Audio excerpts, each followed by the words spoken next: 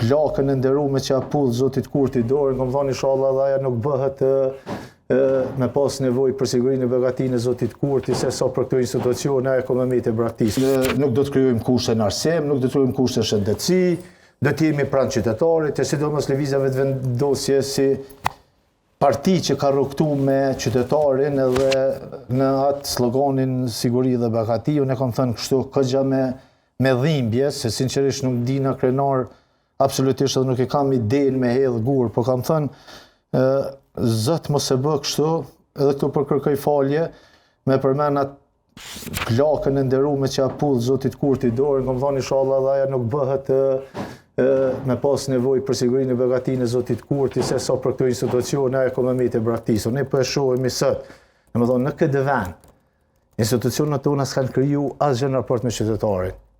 Pra sot kemi 19 ministri, asgjë. Pra jashtim kjo rruga e 13 që është pabarazia më e thellë që krijon kjo qeverisje, pra dhe ti je e diskriminuar në këtë rast, se cili është i diskriminuar në këtë rast në sektorin privat. Pra kjo është me të vërtetë është dhimbje, edhe ne këtë situatën pas lufte vetëm për drejtës lëvizjes lirë nuk jemi të cenuar. Për secilës drejtë e cenuar, domethënë për të drejtës në arsim, shëndetësi, për të drejtës në barazi, në punësim. E dini eksponent e qeverisë kaluar të kësaj ministra edhe presidentja, kur kanë pas nevojë me kërku shërim, kanë kërku shërim jashtë vendit. Jashtë vendit.